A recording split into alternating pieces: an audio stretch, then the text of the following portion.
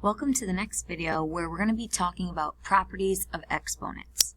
Copy down the definition and notes for all of the properties: product, power, product of powers, quotient, and negative exponents. Now, looking at the product of powers, we're going to simplify this by multiplying any coefficients. So I see 2 and I see 4. 2 times 4 is 8. Then we add exponents of like variables. So x to the second times x would be x to the third, that's 2 plus 1. And y times y to the fifth would be y to the sixth, because that's 1 plus 5. For power to a power, we're going to multiply the exponents. So all you have to do is say m to the 4 times 5, which is 20. If I had something like 2m to the 4th all to the 5th power, I would bring that 5 in and say 2 to the 5th and then m to the 20th, because this is technically 2 to the 1st. So we multiply all the exponents by 5. If I had the product of powers, I raise all parts of the term to a power.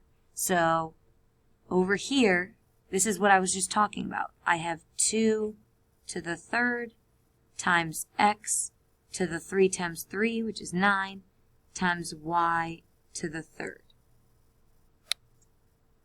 We can simplify this and say 8x to the 9th, y to the third, because 2 to the third is just 8. If I want to look at quotient of powers, I'm going to reduce or divide the coefficients. So 18 over 12 can just be reduced to 3 over 2.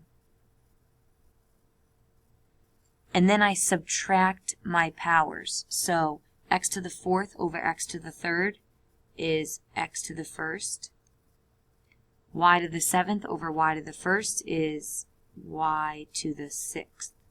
And this would be my final answer. 3x y to the 6th over 2. If I have negative exponents in this last example, I'm going to see what I do with just those special terms with negative exponents.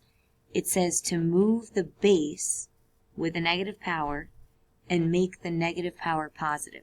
So I'm going to rewrite this, and I'm going to say 4, I'll ignore the x for now and say y to the 5th, and I move the m up, m squared, over x to the 3rd. So all I did was switch the x and the m because they're negative, so I moved one to the bottom, moved the other one to the top, and then made the exponents positive.